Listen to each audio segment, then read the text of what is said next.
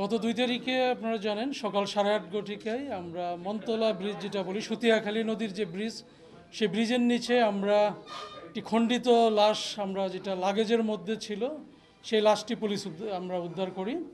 তো আমাদের থানা পুলিশ এবং ডিবি তাৎক্ষণিকভাবে ঘটনাস্থলে উপস্থিত হয়ে আমরা প্রথমত লাশটার পরিচয় নির্ণয়ের জন্য সোশ্যাল মিডিয়া থেকে শুরু করে আমরা এটা ব্যাপক প্রচারণা করি।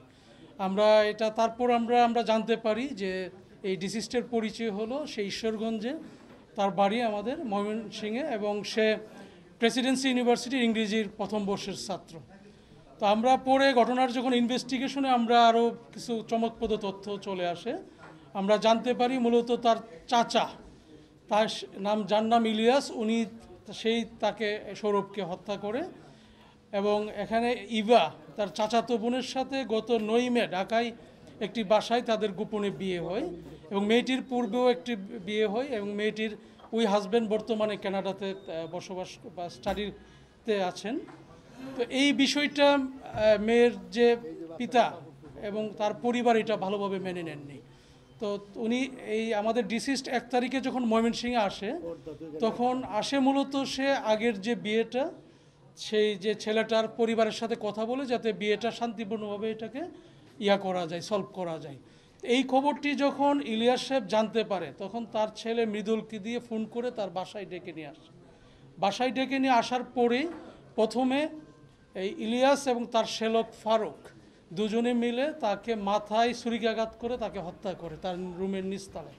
তারপর লাশটাকে তারা আপনার এখানে বাথরুমে নিয়ে লুকিয়ে রাখে এবং পরবর্তীতে আমরা দেখেছি যেটা যে লাশটাকে হাইড করার জন্য গাঙ্গিনাপাড় একটি দোকানে যায়, সেই দোকান থেকে একটা ট্রলি ব্যাগ কিনে এবং কিছু গ্লাভস এবং পলিথিন তারা কিনে এবং এই লাশটাকে তারা এখানে বাথরুমে এনে চাপাতি দিয়ে এটাকে বিভিন্ন খণ্ডে বিভক্ত করা হয়, 4টা খণ্ডে এটাকে বিভক্ত করা হয়। এরপর লাশটাকে এই ট্রলি ব্যাগে করে তারা এটা আমাদের এই যে মনতলা যে সুতিয়াখালীর ব্রিজের ওখানে ডাম্পিং করে এবং এরপরে আমরা যখন নিশ্চিত হই কিভাবে আমরা গাঙ্গিনার পাড়ে আমরা যে দোকান থেকে লাগেজটা ক্রয় করে সেই দোকানের ভিডিও ফুটেজ আমরা এখানে অনুসন্ধান করি। সেখান থেকে আমরা নিশ্চিত হই যে এখানে ইলিয়াস এবং তার শ্যালক ফারুক দুজনেই এই ঘটনা ঘটিয়েছে এবং আমরা গত রাত্রে আমাদের ডিবি এবং কোতোয়ালি থানা যৌথভাবে অভিযান পরিচালনা করে ঢাকা থেকে ফারুককে আমরা গ্রেপ্তার করতে সমর্থ হই এবং তারই তথ্যের ভিত্তিতে একদম আমাদের দুবাউরা ইন্ডিয়ার সীমান্তবর্তী এলাকা থেকে মূল যে আসামি এখানে ইলিয়াসকে আমরা গ্রেপ্তার করি এবং তারা প্রাথমিকভাবে স্বীকার করেছে যে এই ঘটনা তারা ঘটিয়েছে। এই ঘটনা মূলত এখানে এই যে গোপনে যে বিয়ের বিষয়টা, এই বিষয়টা এই ইভার পিতা যিনি এই প্রাথমিকভাবে হত্যাকারী প্রতীয়মান হচ্ছে সে বিষয়টা ভালোভাবে মেনে নেননি, এই জন্যই তাকে হত্যা করেছে মর্মে আমাদের কাছে প্রতীয়মান হচ্ছে। Thank you.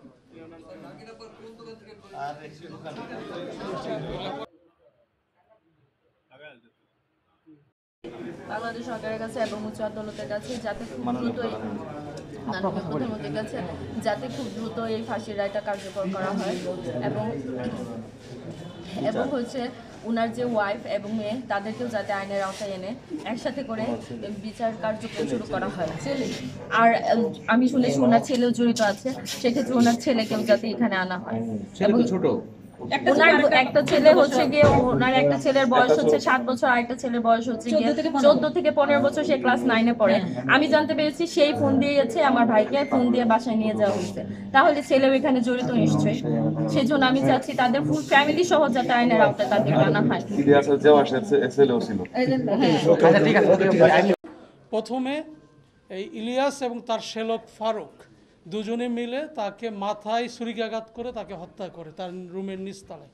তারপর লাশটাকে তারা আপনার এখানে বাথরুমে নিয়ে লুকিয়ে রাখে এবং পরবর্তীতে আমরা দেখেছি যেটা যে লাশটাকে হাইড করার জন্য গাঙ্গিনাপাড় একটি দোকানে যায়, সেই দোকান থেকে একটা ট্রলি ব্যাগ কিনে এবং কিছু গ্লাভস এবং পলিথিন তারা কিনে এবং এই লাশটাকে তারা এখানে বাথরুমে এনে চাপাতি দিয়ে এটাকে বিভিন্ন খণ্ডে বিভক্ত করা হয়, 4টা খণ্ডে এটাকে বিভক্ত করা হয়। এরপর লাশটাকে এই ট্রলি ব্যাগে করে তারা এটা আমাদের এই যে মনতলা যে সুতিয়াখালী ব্রিজের ওখানে ডাম্পিং করে, এবং এরপরে আমরা এই যখন নিশ্চিত হই কিভাবে আমরা গাঙ্গিনার পাড়ে যে আমরা যে দোকান থেকে লাগেজটা ক্রয় করে সেই দোকানের ভিডিও ফুটেজ আমরা এখানে অনুসন্ধান করি। সেখান থেকে আমরা নিশ্চিত হই যে এখানে ইলিয়াস এবং তার শ্যালক ফারুক দুজনেই এই ঘটনা ঘটিয়েছে। এবং আমরা গত রাত্রে আমাদের ডিবি এবং কোতোয়ালি থানা যৌথভাবে অভিযান পরিচালনা করে ঢাকা থেকে ফারুককে আমরা গ্রেপ্তার করতে সমর্থ হই, এবং তারই তথ্যের ভিত্তিতে একদম আমাদের দুবাউরা ইন্ডিয়ার সীমান্তবর্তী এলাকা থেকে মূল যে আসামি এখানে ইলিয়াসকে আমরা গ্রেপ্তার করি। এবং তারা প্রাথমিকভাবে স্বীকার করেছে যে এই ঘটনা তারা ঘটিয়েছে। এই ঘটনা মূলত এখানে এই যে গোপনে যে বিয়ের বিষয়টা, এই বিষয়টা এই ইভার পিতা যিনি এই প্রাথমিকভাবে হত্যাকারী প্রতীয়মান হচ্ছে সে বিষয়টা ভালোভাবে মেনে নেননি, এই জন্যই তাকে হত্যা করেছে মর্মে আমাদের কাছে প্রতীয়মান হচ্ছে।